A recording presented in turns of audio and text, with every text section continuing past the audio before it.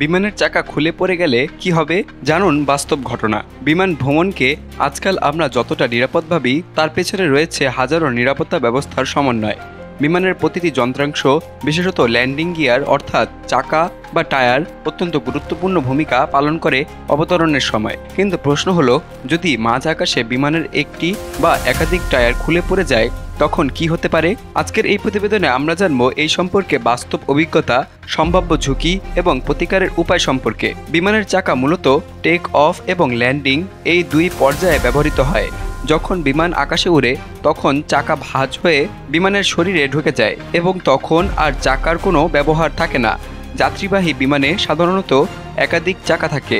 এই রিডুয়েন্সি বা অতিরিক্ত ব্যবস্থায় সম্ভাব্য দুর্ঘটনা প্রতিরোধে সহায়ক। যদি মাঝ আকাশে বিমানের একটি চাকা খুলে যায় এবং নিচে পড়ে যায় তখন নিচে থাকা মানুষদের জন্য তা অত্যন্ত মারাত্মক বিপদ ডেকে আনতে পারে। তবে অনেক সময় বিমান সাগর বা জনশূন্য এলাকার উপর দিয়ে যায় বলে বড়সড় দুর্ঘটনা এড়ানো সম্ভব হয়। বিমানের দিক থেকে দেখা গেলে একটি চাকা না থাকলে তা অবতরণের সময় সমস্যা তৈরি করতে পারে। তবে পাইলটরা এমন পরিস্থিতির জন্য প্রশিক্ষিত থাকেন এবং বিশেষ পদ্ধতিতে একটি চাকা কম নিয়েও সফলভাবে অবতরণ করতে পারেন। 2024 সালের মার্চ মাসে ইউনাইটেড এয়ারলাইন্সের একটি বোয়িং 777 বিমান সান ফ্রান্সিসকো বিমানবন্দর থেকে জাপানের টোকিওতে যাচ্ছিল।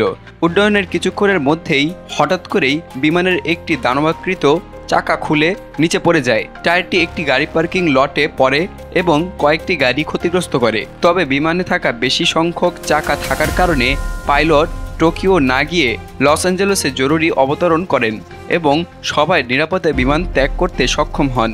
ঘটনাটি বিশ্লেষণ করে দেখা যায় যে বিমানটির 12টি চাকার মধ্যে একটি ছিল ক্ষতিগ্রস্ত, যা অবতরণকে কঠিন করলেও অসম্ভব করে তোলেনি। এই ঘটনার পর FAA অর্থাৎ ফেডারেল এভিয়েশন অ্যাডমিনিস্ট্রেশন ব্যাপক তদন্ত শুরু করে এবং ওই ধরনের বিমানের রক্ষণাবেক্ষণ প্রক্রিয়া আরও কঠোর করে তোলে। এমন পরিস্থিতিতে পাইলট সাধারণত অবিলম্বে এয়ার ট্রাফিক কন্ট্রোলকে অবহিত করেন, কাছাকাছি বিমানবন্দরে অবতরণ করার জন্য প্রস্তুতি নেন, বিমানের জ্বালানি কমিয়ে হালকা করেন, ল্যান্ডিং গিয়ার বিকল্প পদ্ধতিতে পরীক্ষা করেন, এমার্জেন্সি রেসপন্স টিম প্রস্তুত রাখেন অবতরণের জন্য। পাইলটদের এমন পরিস্থিতির জন্য সিমুলেটর প্রশিক্ষণ দেওয়া হয়, যেখানে তারা একাধিক চাকা ছাড়া অবতরণের অভিজ্ঞতা পান।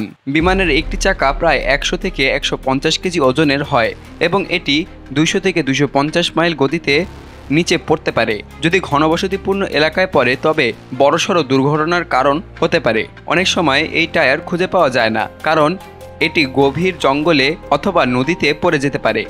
বড় যাত্রীবাহী বিমানে সাধারণত প্রতি ল্যান্ডিং গিয়ারে 2 থেকে 6টা চাকা থাকে।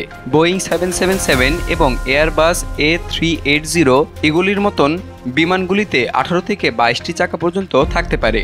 এর মানে যদি একটি অথবা 2টি চাকা ক্ষতিগ্রস্ত হয় তাহলে অবশিষ্ট টায়ার দিয়ে সুষমভাবে অবতরণ করা সম্ভব। টায়ার খুলে পড়ার সম্ভাব্য কারণ হচ্ছে অতিরিক্ত চাপ বা ওজন, পুরনো যন্ত্রাংশ, বিমানের নকশাগত ত্রুটি, উড্ডয়নের সময় অতিরিক্ত কম্পন বা সংঘর্ষ।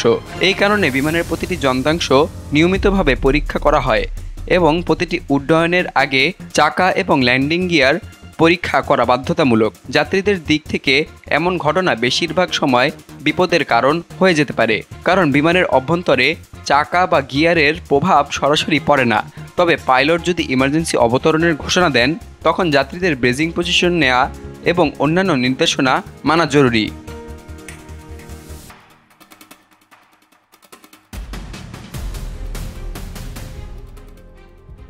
সকল প্রকার খবর জানতে এখনই সাবস্ক্রাইব করে রাখুন আমাদের চ্যানেল বাংলাদেশ কণ্ঠে।